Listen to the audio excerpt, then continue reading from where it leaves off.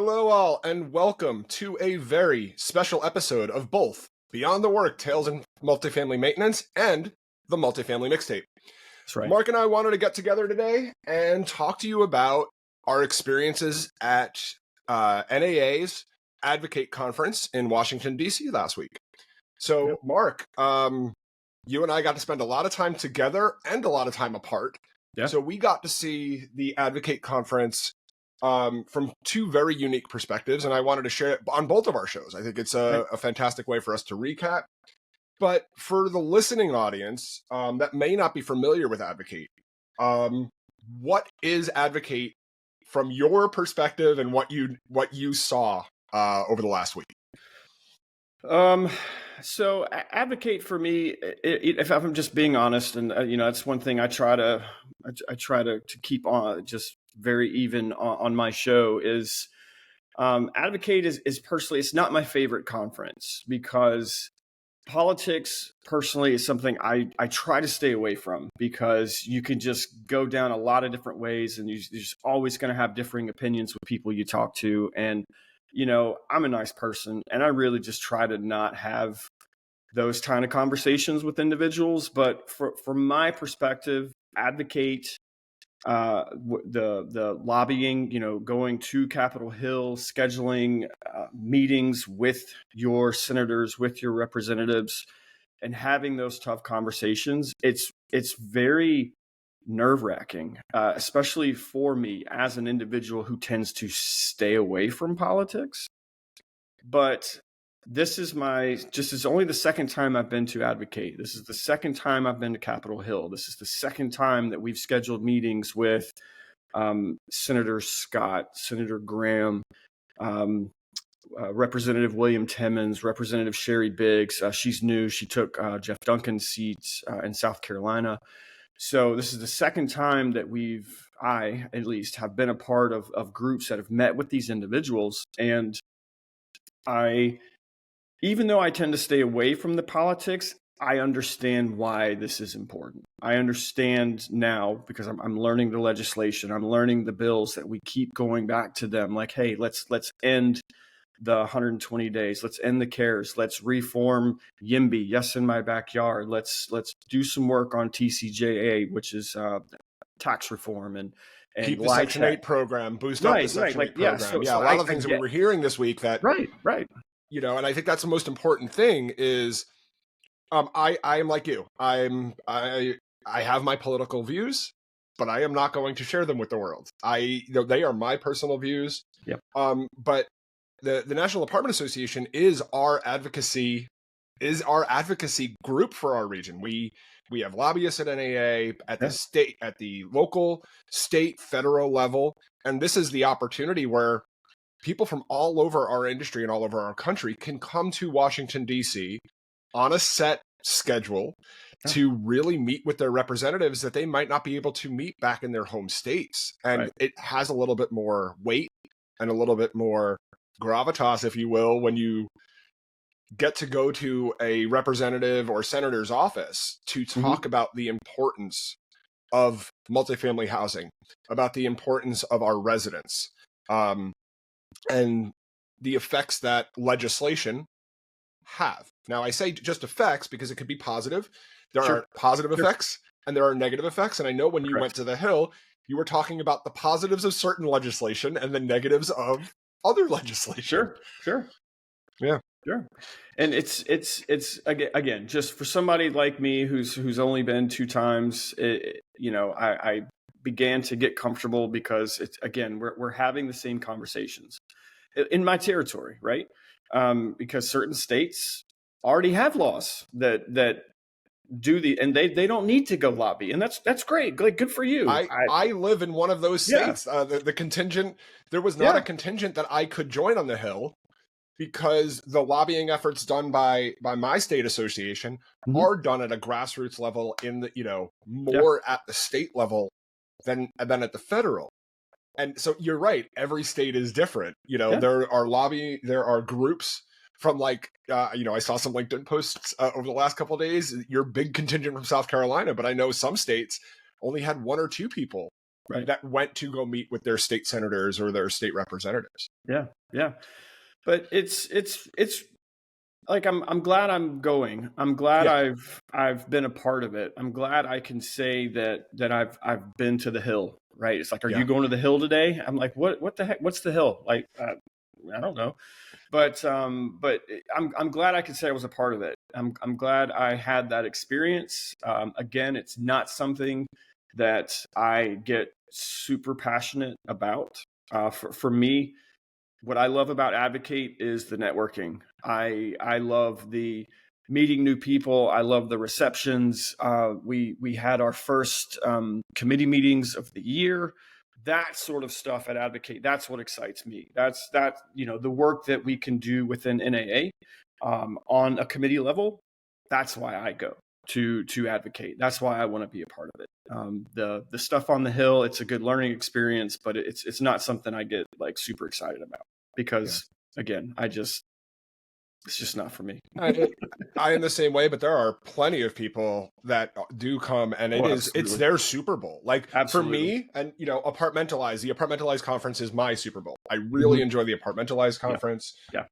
Not just because it's in Las Vegas this year, but I enjoy that because of the educational sessions. Again, every conference that the association does, the National Association does, has a very specific set of guide rails. And I enjoy Advocate for the reasons that you said, but there are plenty of people within the organization who that is their Super Bowl, for them to go to the Hill and meet with their senators and really talk about the importance of our industry to this country, to their states, to their residents, to their owners, to their developers. It is an all-inclusive thing. And not to get too political while we were talking about politics, I don't even know how you can do that, but there's been constant changes in our federal government when it comes to our industry since COVID, both in the positive and the negative. Correct. So it is really important for us as an industry to be at the forefront and speaking up, because if we're not, then we're not being listened to. And that's why a conference like Advocate, no matter what the political climate is really important, because if you're not talking about it, nobody's talking about it. Correct. And I remember last year that when we went to one of our representatives' office and we said, hey, we need you to look at this bill. He needed us to explain the bill to him from our perspective. He, like everyone else, you get the media's top points, it's here, here, and here, and this is all it is. And that's what he was getting, but he didn't understand the 30 other things below it. And that was really eye-opening too. It's to me, just as a constituent, just as a voter, it's like, what do you mean you don't know? But they're rarely represented or given one bill at a time. It's a package that has 100 million things in it, and you got to pass it in order to figure out what's in it. And so it was a really cool, and to what you said earlier, like this is some people's Super Bowl. MMN podcast host Katie Spillers, this is her Super Bowl. A lot of other people like her, but I got to witness her 2 years in a row now. It's like watching Tiger Woods play golf, right? When she gets going, when she gets to talking to these representatives and just holding them accountable, it is great to watch. You just sit back and I don't have to say anything because she's got it covered. And that was definitely a plug for her podcast, because if you love legislation, if you love advocacy, if you love that, then The Real Spill on MMN, you need to subscribe to Katie Spillers, because that girl, it is like watching Tiger Woods play golf when it comes to her and her advocacy efforts. There's so many Katie's amazing. And there's so many people that really do a great job in their home states with their local legislation, and even at the federal level, really being advocates for our industry. And I think it's really important. And it's not something that's talked about a lot. I think, this conference Yeah. comes every March. And so it was really important. You and I spent a lot of time together over the last couple days, and we talked about its importance. But let's move on. Yeah. That is one major aspect of Advocate. It is why we all descend on DC. It's the same time every year. It's the same location every year, right? Unlike some of the other conferences that we attend. Yeah. Yeah. But it's also, and you mentioned it a little bit earlier, it's committee kickoff, right? It's our first, if you are a member of a committee, and there are, I don't even know the exact count. I probably should, being a volunteer for as long as I've been at the national level. But there is a large amount of committees that help guide, lead, and advise the National Apartment Association on issues that range from technology to legislation to our credentialing programs. So many different committees: affordable housing, privatized military housing. Yep. But it's really the first time we're all able to get together in person, set our agendas for the year, create our work plans for the year, and actually start to do things that the industry gets to see, whether that's resources on the NAA website, apartmentalized sessions, units articles in the digital and print magazines. Mark, what committees were you able to, are you on this year, or were you able to even sit as a member of the gallery? Because even if you're not on a committee, you can actually go and witness committee work that's actually happening live in front of you. So let's talk about that for a little bit. Yeah. So this year I'm serving on two committees. One of them is an NAA committee. It's IRO, the Independent Rental Owners. That is a great committee. I wanted to get involved in that one because as a member of our local affiliate at Upper State Apartment Association, NOAA Property Management is considered an IRO. And I was at Advocate there on NOAA's behalf. So I like to try to understand what NAA considers an IRO and what they're doing to help independent rental owners. So I signed up for that committee, and this is my second year in a row serving on IRO. And then I got chosen to serve on an NAAEI board or committee for curriculum development, which this is my first time serving on that committee. And we had our first meeting. You were there. It was the combined meeting with programs administration, right? Right. And so that committee, my first time sitting in on that one, and I'm really excited about both of them. From an IRO perspective, and I'm on the influencing side of that. So how do we get out and generate some knowledge about IROs, like what keeps IROs up at night? And some of the conversations and topics we took out of our committee meeting are evictions. You have these, not that evictions are great for anybody, they're not.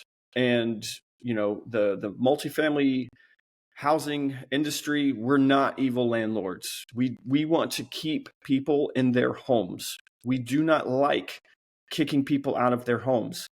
However, you have to pay. You have to pay your rent in order to stay in our homes. That's it. I'm sorry, but it is what it is. Yeah. If I don't pay the rent on my house, or I don't pay the mortgage on my house, guess what? Somebody comes and takes it.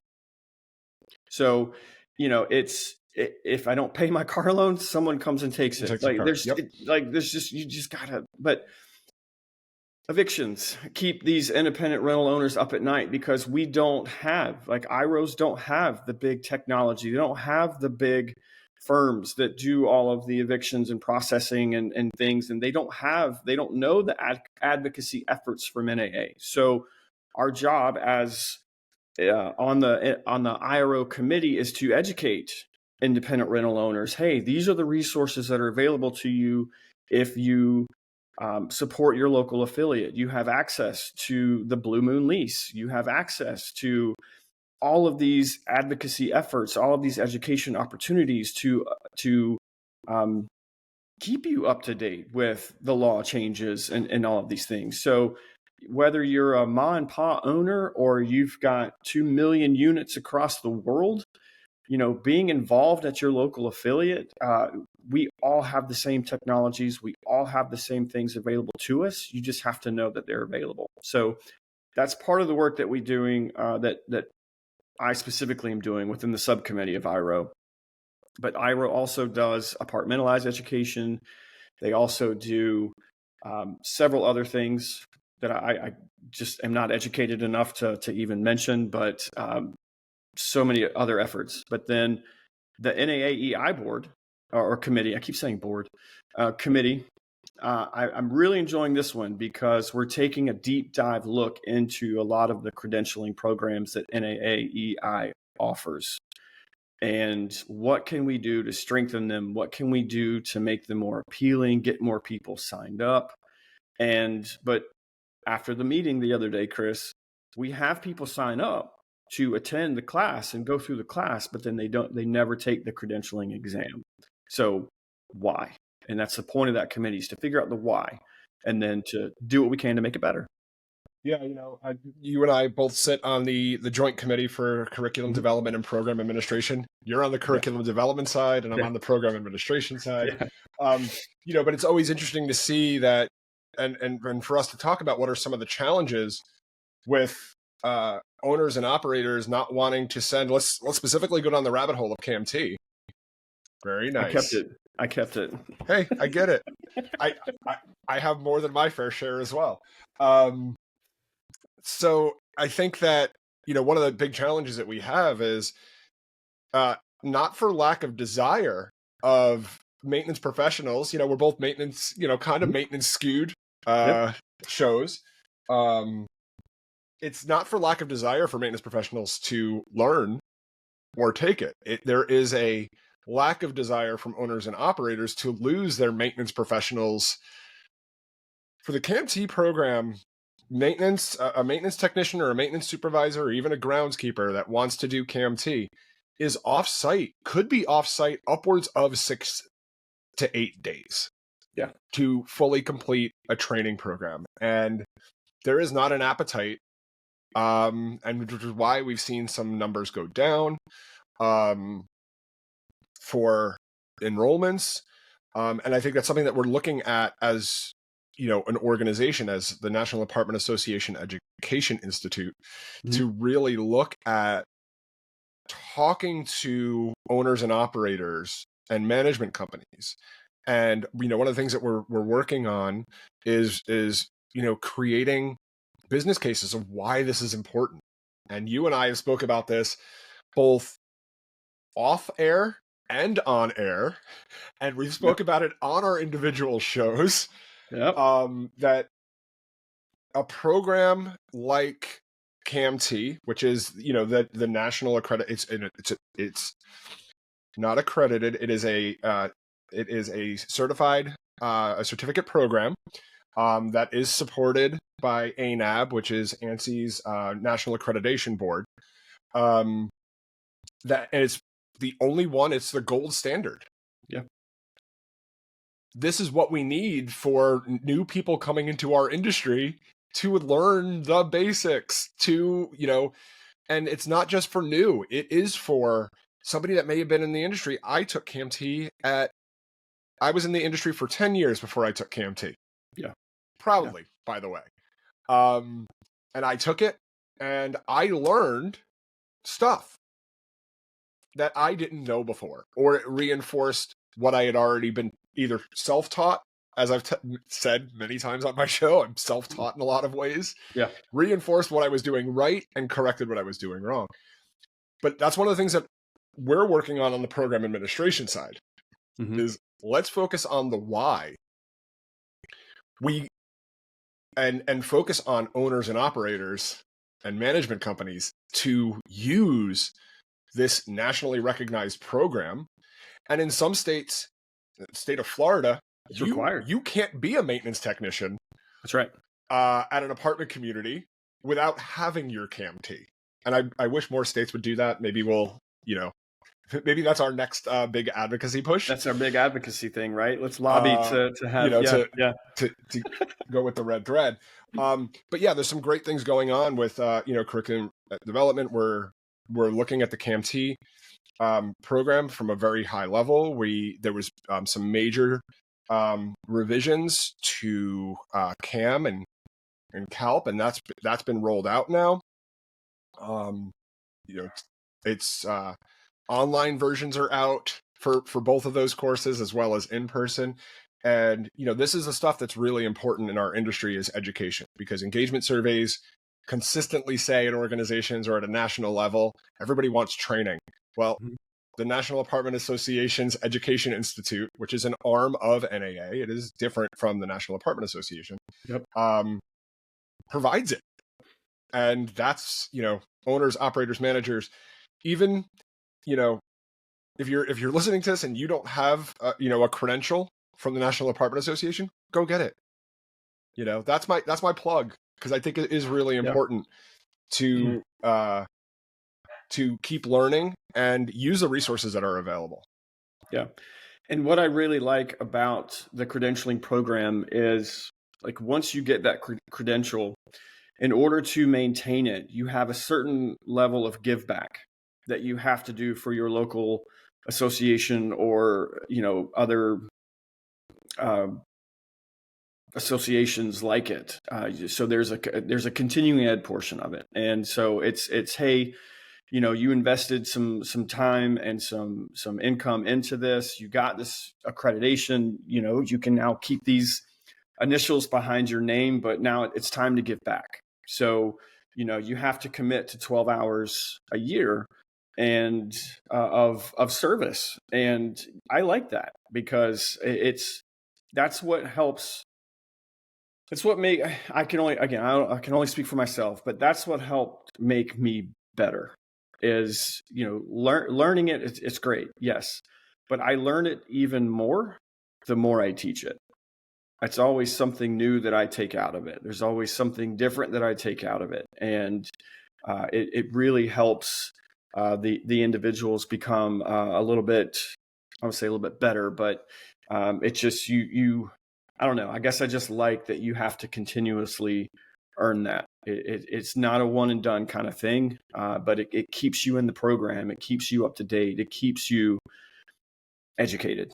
And I really like that component of it, that it's, you now have to give back to the industry if you want to keep that accreditation. And, you know, that includes board work. It includes, you know, any teaching that you do. It includes conferences. Like you actually get your CECs from going to conference. So, you know, if you don't like standing in front of a crowd, or you don't like teaching, but you know, it keeps you involved. And by being involved, you stay up to date with the changes, because just like legislation, just like just on the maintenance side of things, the EPA, you know, if you didn't know that the EPA got rid of 410A equipment and pushed the industry to start using new A2L refrigerants, like if you weren't there, if you weren't staying up to date with it, you would have no idea. And so I like that it kind of forces you to stay up on the changes.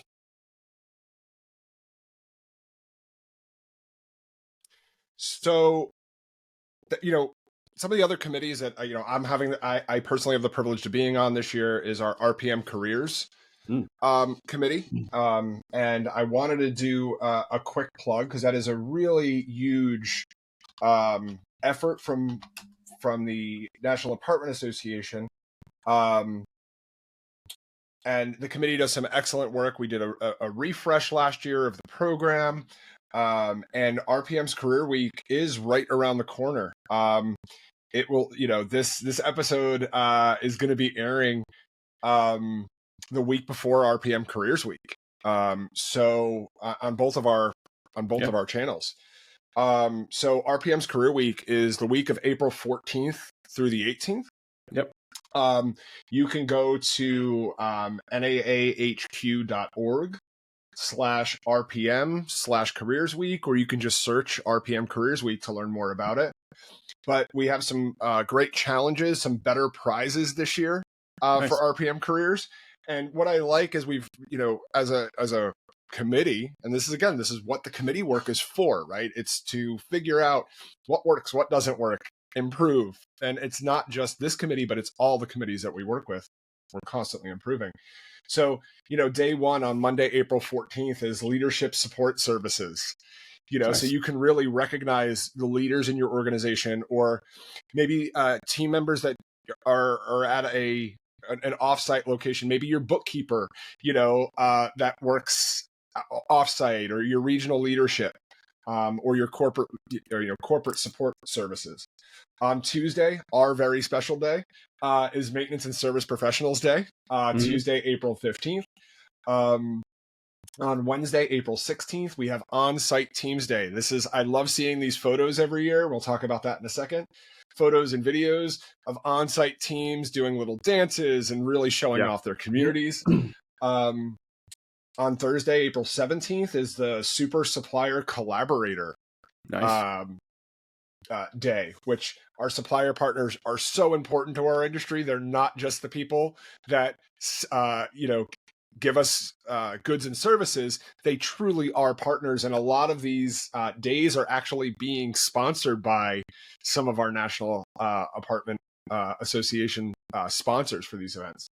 And then the last one, personal favorite, and I'm sure Mark and I will both be recording something for why we love our RPM, our Real Property Management Careers, on Friday, April 18th.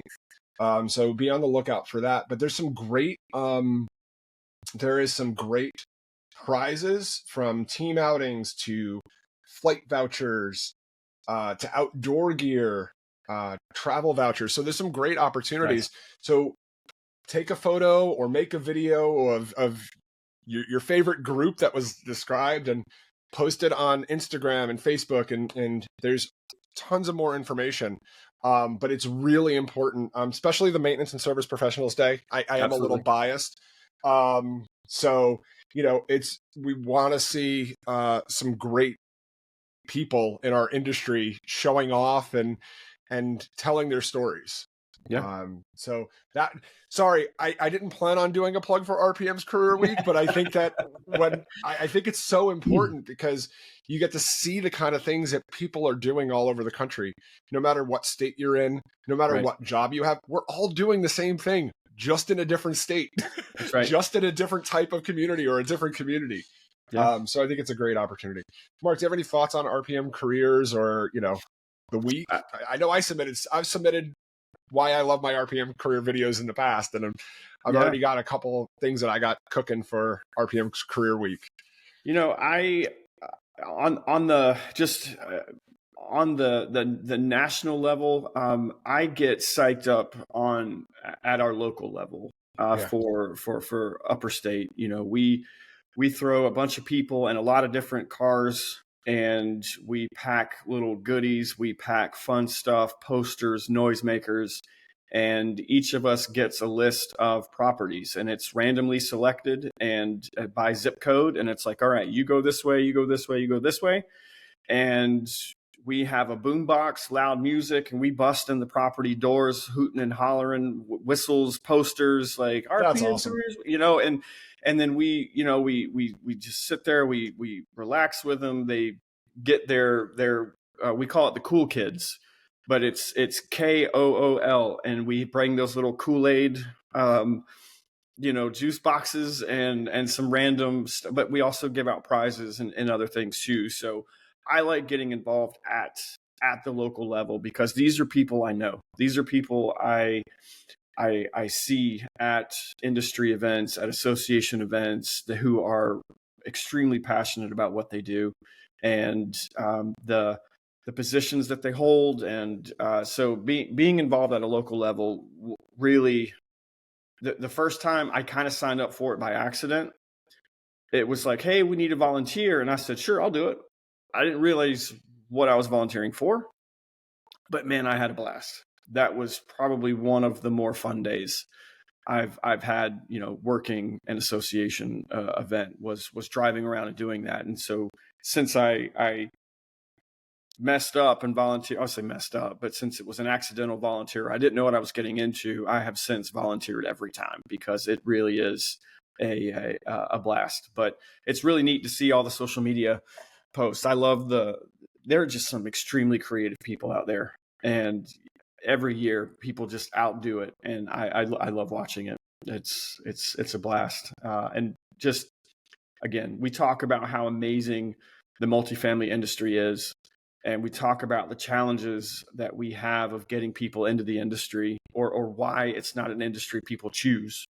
Everyone you talk to fell into it on accident. So, but when you see the amount of love and just all the appreciation, you see all of the happiness that comes along with it, you wonder why. It's a career that you have trouble getting people into. But I'm looking forward to it. It's going to be a great time. So, Mark, we have been talking a lot, and I am not done talking to you. So this is what I'm going to propose to you and our listening audience. Okay. I want to continue this conversation. So we're going to invite you all back to our next week's episode. So this week, Mark and I have talked about advocacy. We've talked about advocate in general. We talked a little bit about our committee updates and RPM careers, but we only scratched the surface from what was 2.5 days in Washington, D.C. Yeah. So I am going to thank you all for joining Mark and I to talk about just this small portion of advocate. But what I'm also going to do is I'm going to invite you back to next week's episode, where we are going to take a deeper dive and talk a little bit more about our committee work. We want to talk about networking because it's so important to our industry to network. Yeah. And there's a couple of other things that Mark and I had some shared experiences that I want to get into. So, Mark, anything as we close out this episode, this unique episode of Beyond the Work Tales of Multifamily Maintenance and Multifamily Mixtape?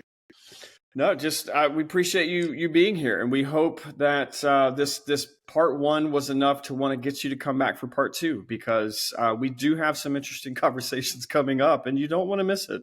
So you can't read half a book. You can't read half a book. So come back next week for the next episodes of Multifamily Mixtape and Beyond the Work. All right. Heroes in a Half Shell.